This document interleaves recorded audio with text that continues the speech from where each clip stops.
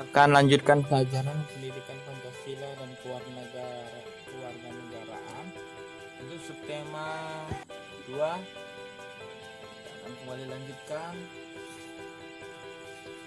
tema 1 subtema 2 untuk pembelajaran 2, 4, dan 6 ya, dengan tema pelajaran kita yaitu nilai-nilai yang terkandung dalam Pancasila. Nah, mari kita mulai pembelajaran kita hari ini.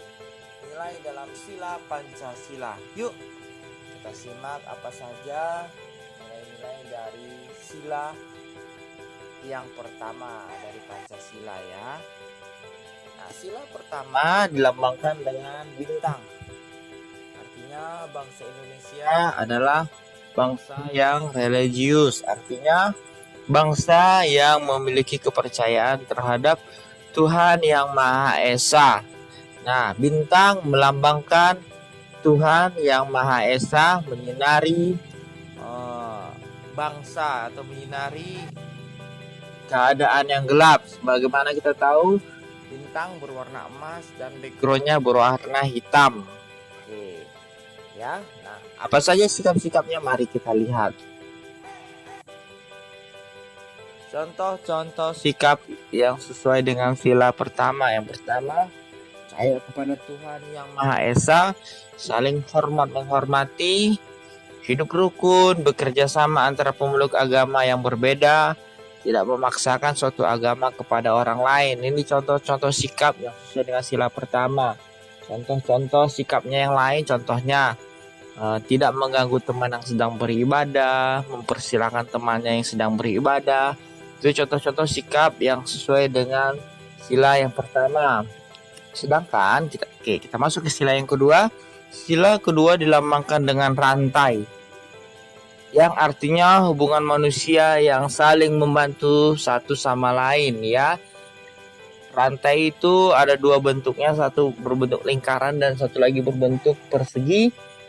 Persegi melambangkan laki-laki dan lingkaran melambangkan perempuan, artinya walaupun berbeda kita bersama-sama saling membantu satu sama lain ya. Nah, apa saja sikap-sikapnya? Yang pertama, tidak membeda-bedakan manusia, suku, agama, warna kulit, dan yang lain-lainnya.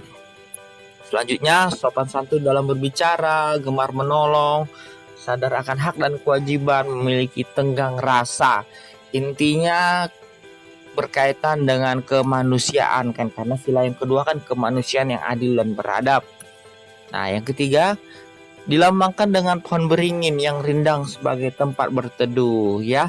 Dilambangkan dengan pohon beringin ini sama seperti negara Indonesia yang melindungi segenap bangsa Indonesia. Demikian sebaliknya, bangsa Indonesia juga melindungi negara Indonesia. Apa saja sikap-sikapnya?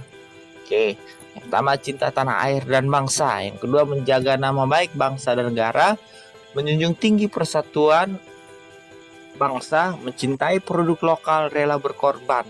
Contoh-contoh sikapnya itu rajin mengikuti kegiatan sosial, rajin membersihkan lingkungannya, taat membayar pajak. Itu contoh sikap yang sesuai dengan sila ketiga, mengikuti upacara dan yang lain-lainnya. Itu contoh-contoh sesuai dengan sila yang ketiga. Apa sila yang ketiga? Persatuan Persatuan Indonesia ya. Yang keempat sekarang, yang keempat dilambangkan dengan kepala banteng. Banteng adalah hewan yang suka berkumpul, sama seperti manusia yang harus berkumpul, bermusyawarah. Jadi kenapa diambil dari kepala banteng? Karena banteng adalah hewan yang suka berkumpul ya, ramai-ramai. Nah, sama demikiannya halnya dengan manusia ketika membutuhkan suatu keputusan, ada baiknya dilakukan musyawarah ya. Nah, contoh sikap yang sesuai dengan sila yang keempat ini salah ini ya. Yang keempat maksudnya ini yang pertama, mengedepankan musyawarah untuk mencapai mufakat. Ya, jadi haruslah bermusyawarah untuk mencapai mufakat, tidak memaksakan kehendak kepada orang lain. Tidak boleh memaksakan kehendak kepada orang lain. Yang ketiga, menghormati hasil musyawarah. Nah, yang ketiga itu haruslah menghormati kesepakatan yang telah dibuat. Nah, kita lanjutkan. Sila yang kelima dilambangkan dengan padi dan kapas. Padi, pangan, kapas, sandang. Nah, pangan adalah makanan dan kapas adalah pakaian. Jadi, bagaimana kedua hal ini haruslah seimbang.